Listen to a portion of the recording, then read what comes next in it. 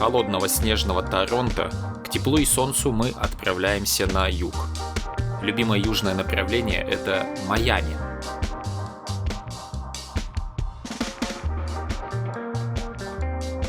Но есть место, которое еще южнее. И это Ки-Уэст. Остров на конце гряды, самая южная точка США. Прямого рейса на остров нет, поэтому сначала летим в Майами, а там арендуем машину, на которой и отправимся на самый-самый юг. Ночуем в отеле. Автопробег на Ки-Уэст и обратно хотим совершить за один день.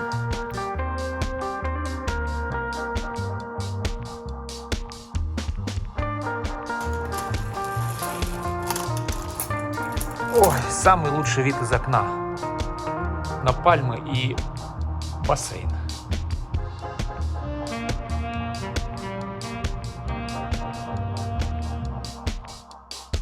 Ближайший к отелю ресторан оказался местом для гурманов, где можно поесть краба. Порции просто гигантские. Пока расправились с членистоногими, уже стемнело. Хорошее место, можно смело рекомендовать. Тем более ресторан сетевой, не только в Майами есть. —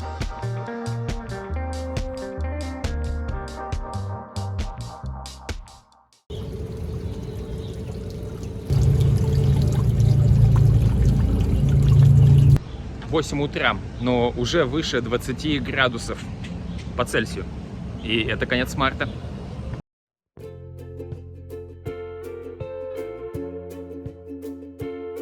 Хотели выехать с утра пораньше.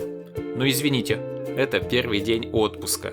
Выезжаем из отеля ближе к 9 утра. Дата, время и координаты с авторегистратора точные. Сегодня видео не совсем обычное. Оно включает весь путь по островам и мостам, потому как, на мой взгляд, это автопутешествие более ценно, чем посещение городка, пусть и такого замечательного, как Ки-Уэст. Первые воды океана видим при подъезде к острову Ки-Ларго, всего через 20 минут от старта.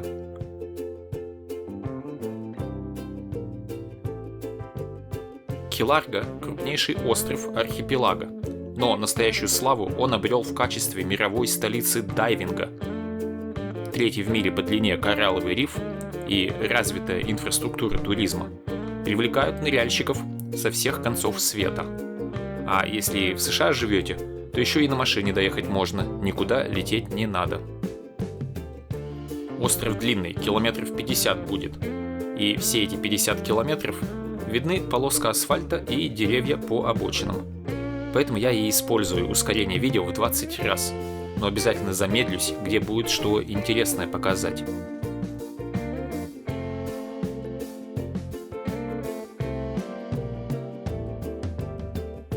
Через весь архипелаг проходит шоссе под романтичным названием «Хайвей через море».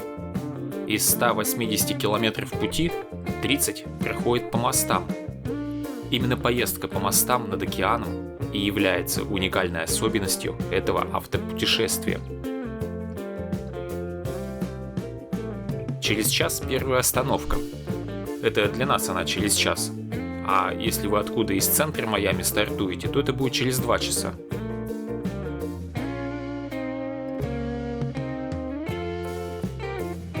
Большая парковка и бесплатный туалет.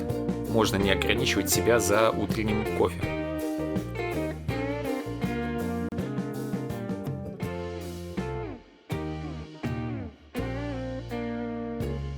Место популярно из-за аттракциона по кормлению рыб.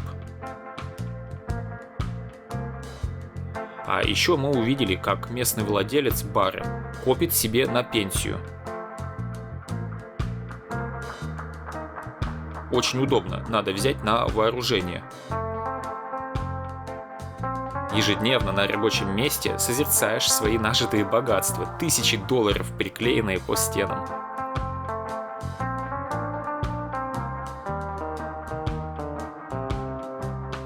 Рыб кормить мы не пошли. Если рыбы заперты в клетке, то это зверинец, а если прикормлены, то это кормление диких животных. И то, и другое вещь нехорошая. Пеликаны, как видно, тоже прикормились. И пеликаны караулят. А сомиков, так я почему-то называю рыб, кормят через сетки в центре причала. Иначе может быть опасно. Рыбины больше метра в длину.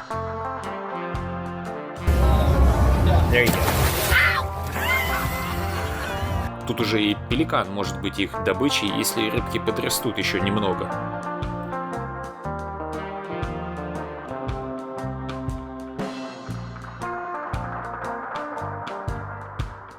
Весь архипелаг сплошной причал для катеров. Рыбалка и морские прогулки, а также туры по наблюдению за дикой природой очень популярны. Кто-то прикармливает что-то вареными креветками. Сквозь толщу воды можно разглядеть краба.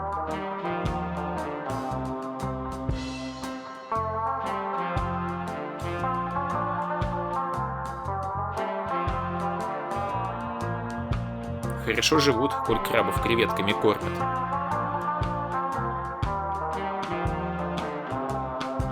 Интересное место.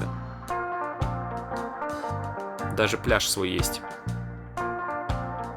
И цветущие деревья, дающие обилие тени. Хорошее место для остановки.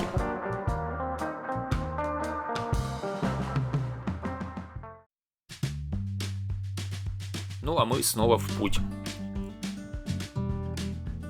И, как видно из космического снимка, скоро начнутся мосты через синеву океана.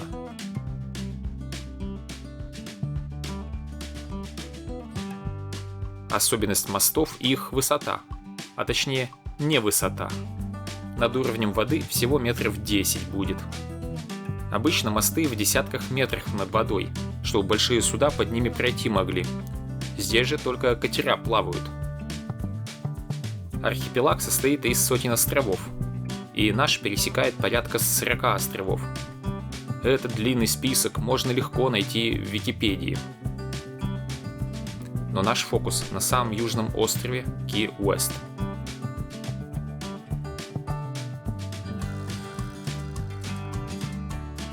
Что острова, что мосты архипелага делят воды Атлантического океана и Мексиканского залива. Мы едем на юг, поэтому Атлантический океан по левую руку, а Мексиканский залив по правую. Если посмотреть на карте адреса заведений вдоль шоссе, то все они на одной улице под названием Хайвей через море. Первые цифры – это расстояние в милях от Ки-Уэста, а последнее число показывает, с какой стороны от шоссе, четное для правой и нечетное для левой. Все острова заселены. Взглянем на недвижимость. У вилл за десятки миллионов есть свой песчаный пляж и приличный участок, хотел сказать земли, но тут все острова коралловый риф. Получается, что не участок земли, а кусок рифа. И песок, значит коралловый, мой любимый, он ноги не обжигает. У домов попроще за пару миллионов песка нет, но есть личный выход к морю. У простых строений просто бетонная набережная. И тут возникает вопрос, а пляжи-то есть, чтобы искупаться? Опять Google в помощь. Их, доступных для публики, немного. И к лучшему из доступных мы и подъезжаем. Пляж Самбрера. Снимок из космоса и тут помогает увидеть, что песчаные пляжи здесь роскошь. Береговая линия часто камень силом. Ну или бетонная набережная. В общем, купаться можно, но пляжи здесь точно не входят в списки лучших. Поэтому купаться мы не пошли. Успеем еще, впереди целый отпуск. Тем временем мы подъехали к очередной достопримечательности. Сильно повезло с парковкой, как раз местечко освободилось.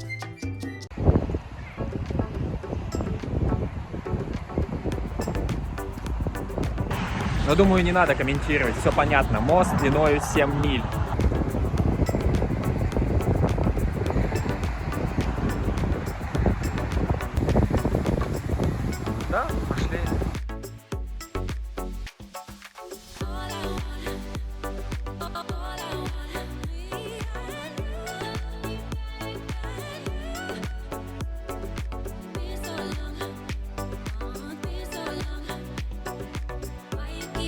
табличка говорит, что из 7 миль доступны для пешей или велопрогулки только 2 мили. А дальше будет Голубиный остров, посещение которого платно. А еще здесь запрещены дроны.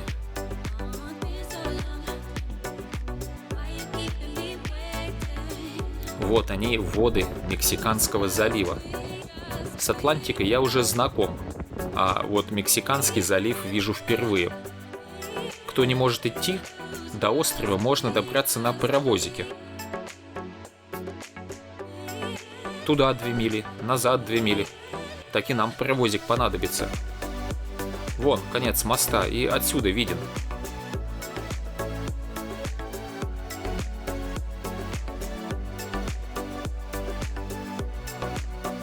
Повернем-ка мы назад.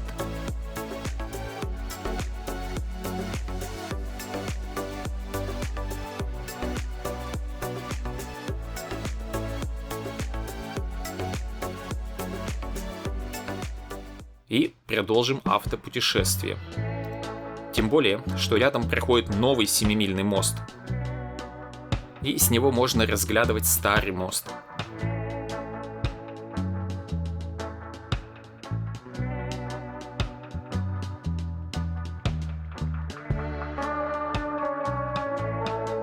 Где-то здесь мы развернулись, не доходя до электрических столбов. Дальше мост выглядит так же, ничего нового.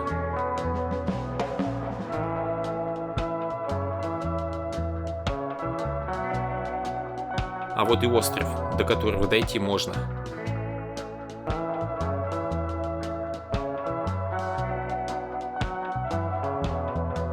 Дальше острова прохода нет.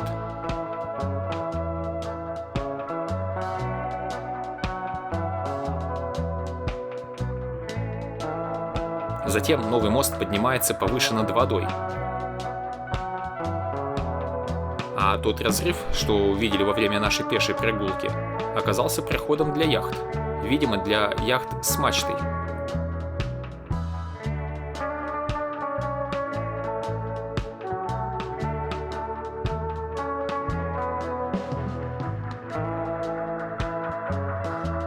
Мост длиннющий.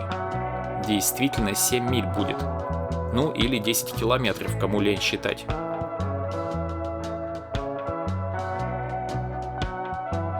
Надо бы ускориться. Изначально в 1912 году была построена железная дорога. Проект выглядел эпично. Даже в дореволюционных русских газетах о нем писали. Снимки поезда среди волн впечатляют. Это было время бурного развития, и железная дорога вела на Ки-Уэст до морского порта, ближайшего порта США от Панамского канала, строительство которого завершалось примерно в это же время. Так что этим опорам более 100 лет. Но сама железная дорога просуществовала менее 30 лет. В 1935 году случился ураган, сильнейший. Таких всего 4 было за всю историю наблюдений. Скорость ветра достигала 300 км в час. Даже поезд ветром опрокинуло, а поднявшаяся многометровая штормовая волна смыла все с поверхности острова, оказавшегося в эпицентре, включая лагерь строителей. Более 400 погибших. Железную дорогу с тех пор не восстановили, а построили вот это шоссе. В ясную спокойную погоду океан великолепен. Но если планируете сюда поездку в период с августа по ноябрь, проверьте, не надвигается ли шторм. Их сейчас за много дней вперед предсказывают. У меня есть опыт улепетывания от шторма в ноябре 2022 года. Шторм был всего первой категории, но уже за 2 дня до стало понятно, ничего хорошего от него ждать не приходится. Тогда пересидели шторм в Майами, в 150 километрах в сторону от эпицентра. В Майами всего-то проливной дождь и ветер был.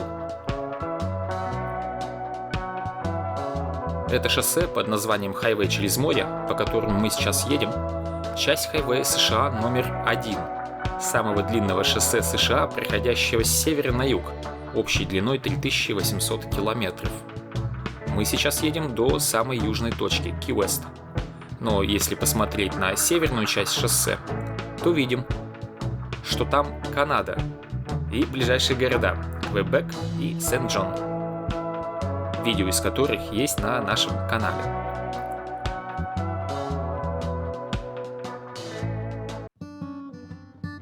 Тем временем мы снова съезжаем с шоссе. Доехали до очередного интересного места. Давайте его тоже отметим на карте, как и предыдущие точки.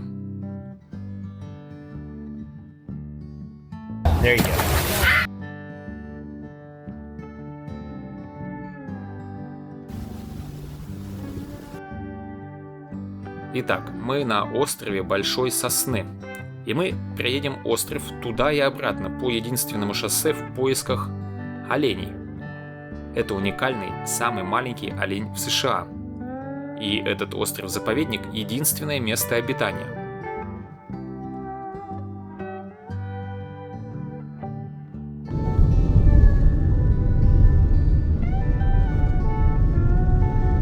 В парке нам ни один олень не встретился. Середина дня. У всех оленей сиеста. Проехал всю дорогу на острове до кромки воды. Пора возвращаться. И тут, о чудо, среди жилой застройки бродит олень. Вот он.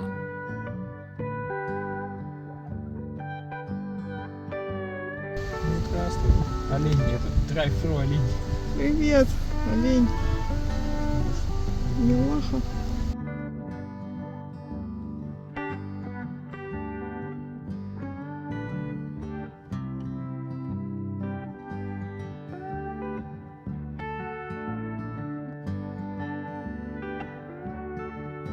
Просто удивительно, что в заповеднике идет застройка. Такой вот оскал капитализма. Земля в частной собственности. И ее не смогли выкупить под заповедник. Все еще кто-то застраивается. Наверное, они из секты неверующих в подъем уровня вод Мирового океана.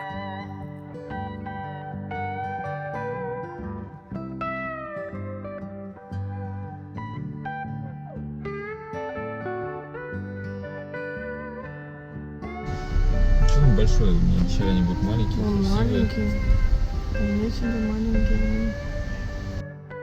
Взрослый олень этого уникального рода достигает 80 сантиметров росточка и 30 килограммчиков веса. Был вымирающим видом. Численность популяции падала до нескольких десятков особей. Сейчас стадо под 1000 голов.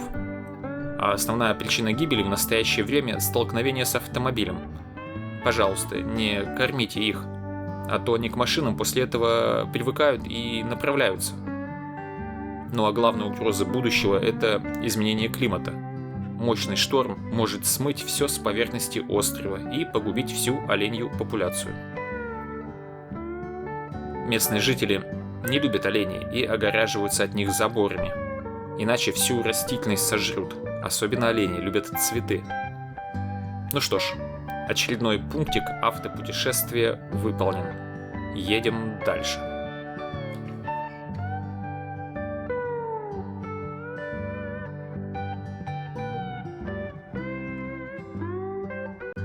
Что же такого привлекательного в Ки-Уэст, что люди готовы мириться с сезоном штормов? Ответ прост. Это единственное место в США, где никогда не выпадал снег. То есть температура не опускалась ниже нуля. И все благодаря морским течениям. Здесь воды нагреваются в Мексиканском заливе, и дальше образуется Гольфстрим. Температура воды зимой больше 20 градусов. Не только Гольфстрим, но и мировое течение подогревает это место. Со всех океанов теплые воды идут сюда, к южной точке США, а уже потом остатки в виде Гольфстрима идут в Европу. Вот уже действительно America First. Общая площадь всех островов архипелага 350 квадратных километров, и 80 тысяч населения обживает узкую полоску вдоль шоссе, как хорошо видно по ночным снимкам из космоса. Большое световое пятно наверху – это Майами, город-миллионер, а вот острова в центре имеют разрывы в освещении и окружены океаническими водами на много километров вокруг. И это место входит в топ-10 в мире по наблюдению за ночным небом и фотографированию Млечного Пути, Опять-таки, потому что как на машине задешево доехать можно.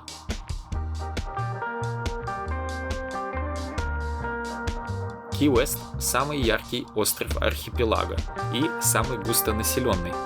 Мы уже на финишном участке. Переехали 7-мильный мост, повстречались с оленем, и до самого южного города США осталось ехать всего ничего. Кстати, про название. Острова были открыты испанцами в 1513 году, и слово «ки» — это от испанского «кайо» — маленький остров, а не от английского «ключ», как многие могли бы подумать. А полное имя острова было «Остров Костей». Аборигены использовали остров как место под кладбище. Пришло время, и в 1822 году американец выкупил остров, воткнул флаг и назвал остров, как услышал – Ки-Уэст. Тем временем мы въезжаем в город. Вот уж действительно место, которое кормит море. Острова маленькие для колонизации и организации плантаций. С момента открытия и до конца 19 века самая прибыльная деятельность на Ки-Уэст – это сбор товаров с разбитых судов, выкинутых штормами на рифы. Судоходство со временем усовершенствовали, и крушений стало значительно меньше. После упадка было решено развивать город как туристическое направление. Дело шло ни шатко, ни валко, и тут помогла история США в 20 веке. Сухой закон привел к развитию контрабанды. Местные знали прибрежные воды много лучше полиции. Военно-морские базы значительно добавили к населению города, а во время Второй мировой войны это было очень оживленное место. Помните, ближайший к Панамскому каналу порт США, а через Панамский канал и в Тихий океан, главный театр военных действий американского флота. Но туризм, хоть и развивался медленно, но делал это методично. В итоге сегодня туризм – основной источник доходов города, а сам город – просто туристический рай. Чистые улочки, куча кафе, ресторанов, баров. Вот в этом баре выпивал Хемингуэй. Но, вспоминая мою поездку в Гавану в далеком 2015-м, я могу сказать, мало баров на Карибах, где Хемингуэй не выпивал. Чувствуется закалка военного журналиста.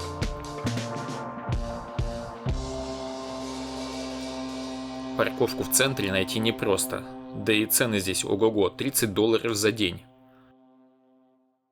Но это вы еще цен на отели не видели, поэтому и поездка у нас всего-то на один день.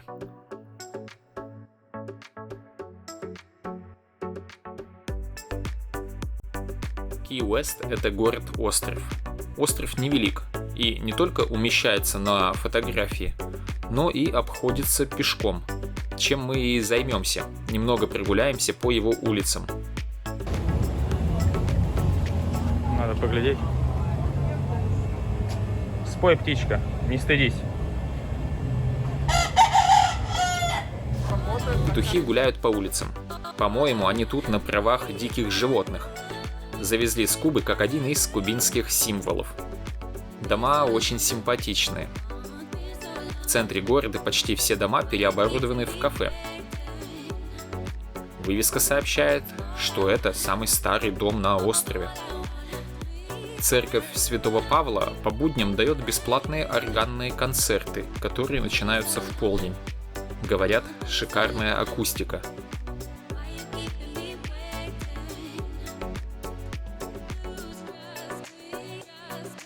Местами улицы напоминают Саф-Бич. Невероятная смесь чего-то атмосферного и одновременно гламурного.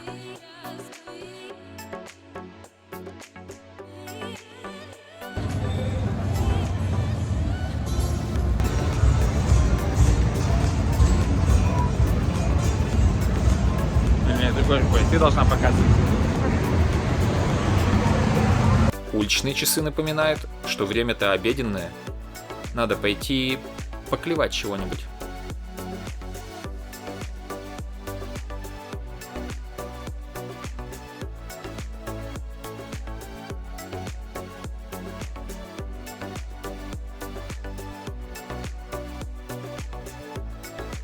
Птенцы клюют бобы из моего тако.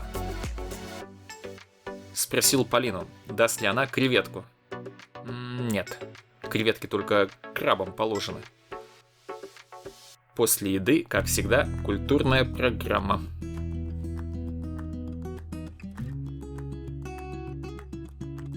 Мы в доме-музея Хемингуэя. В интернете часто пишут, что он жил на вилле, но это просто дом по современным меркам, а виллой, видимо, выглядел на фоне рыбацких лачуг. Привет!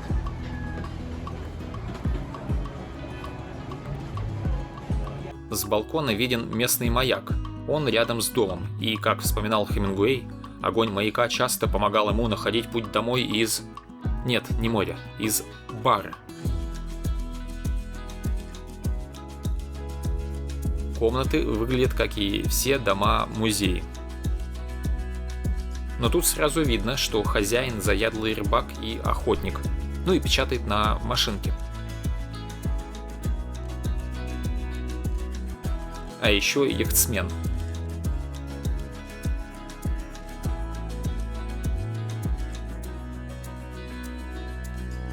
Если есть деньги, то и 100 лет назад можно было устроиться с комфортом. Ванна вполне современная.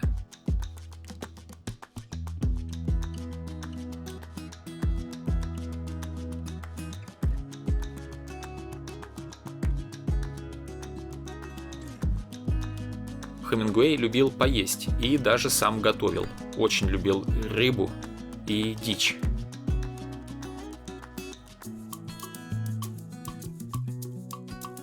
У дома шикарный сад. Здесь же в саду писатель оборудовал себе студию.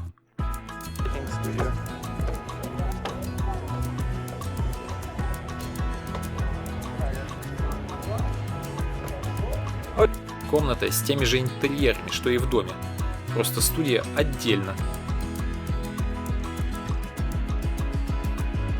Уже 100 лет назад Хемингуэй понимал, как работать на удаленке. Рядом с кухней нельзя. В те годы не было кондиционеров, поэтому был бассейн, чтобы освежиться. Но все равно летом Эрнест уезжал в Северные Штаты. Хотя я не понимаю, с таким бассейном и зеленым садом неплохо и здесь. А теперь поговорим о серьезном. Пришла пора показать, кто тут в доме настоящий хозяин. А это они. Котики.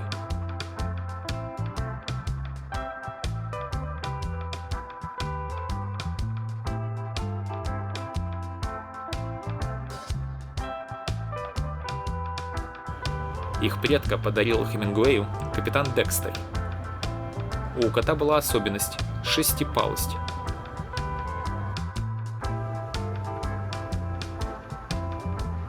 И у этих котов тоже по 6 пальцев, но не у всех. Котиков здесь много. Получается кота-музей, куда можно прийти и погладить пушистиков, настоящих хозяев этого места.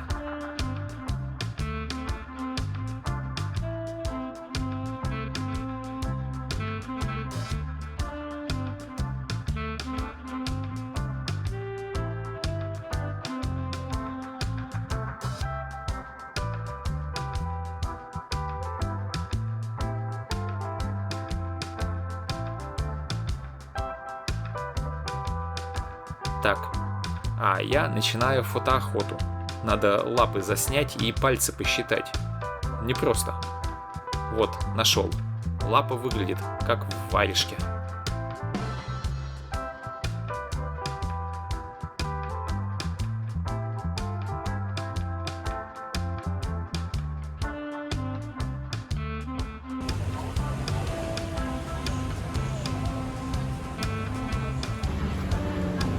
Ну что скажешь? Я скажу, что тут сразу 3 бугенвилля разных посадили.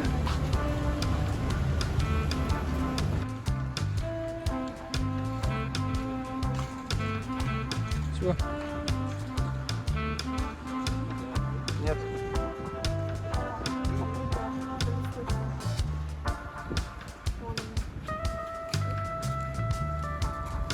Ой, где?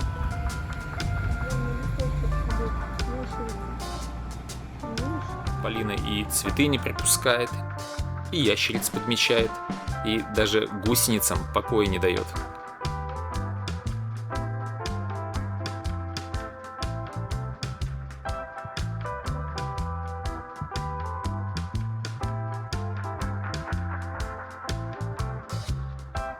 второй раз за поездку попадается пустой туристический поезд.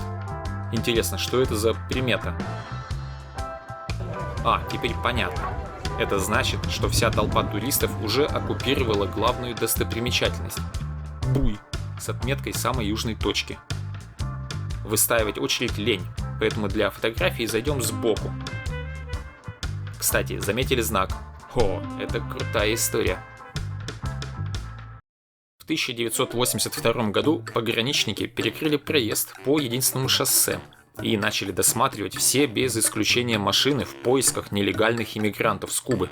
Это вызвало гигантскую пробку, и поток туристов иссяк. Мэр города Ки-Уэст, не найдя других административных решений, заявил, что если пограничники устраивают таможню как на границе с другими странами, то почему бы не стать другой страной? Для этого он провозгласил отделение от США в отдельно микронацию Республику Конч, объявил войну США и в качестве военных действий ударил официального военного по голове черствым кубинским хлебом. Затем через минуту сдался и подал петицию на гуманитарную помощь зарубежным странам в размере на $1 миллиард.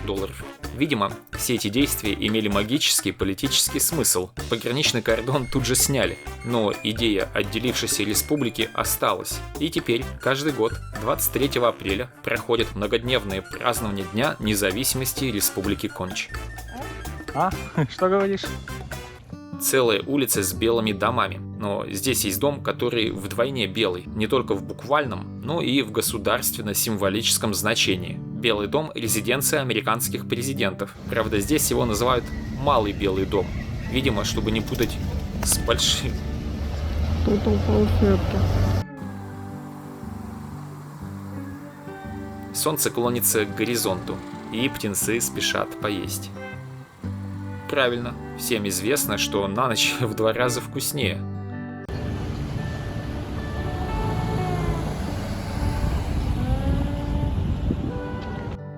Ну а мы направляемся на главное шоу, которое проходит каждый вечер на городской набережной.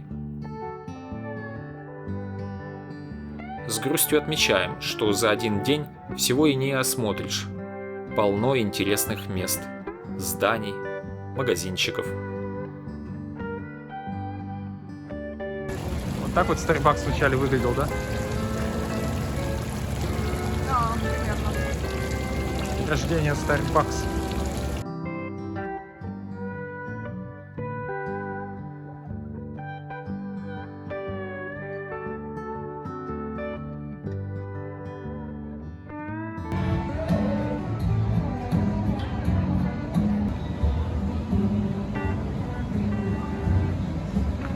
Ракушки продают. Кто хотел с собой ракушек набрать? Все виды губок какие могут быть. Губка Боб, квадратные штаны. Голос неба привлек внимание. Воздушный акробат.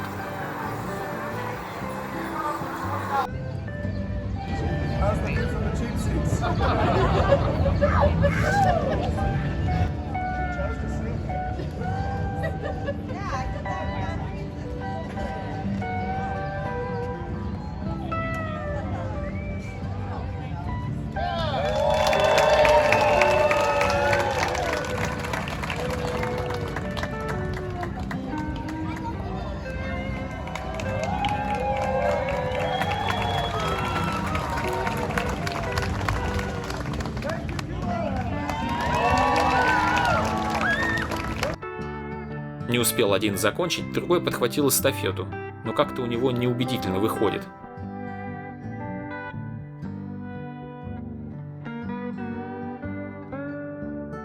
А вот замершая статуя выглядит круто. Пиратка Карибского моря.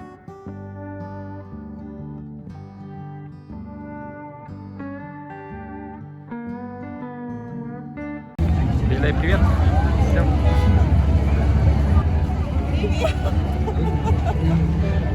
Главное вечернее шоу – это заход солнца, и мы спешим занять места. Портер был занят, уселись на балкончике. Один за другим отправляются сюда на вечерний просмотр заката.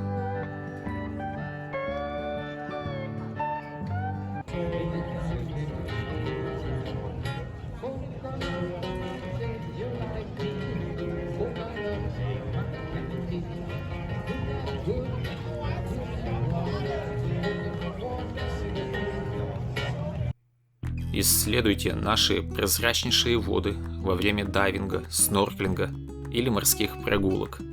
Насладитесь видами заката на набережной.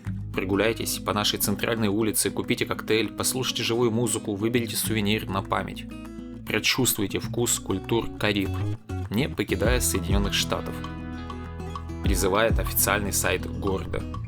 Все правильно. Здесь, в самом южном городе США, культуры Кариб. И это чувствуется.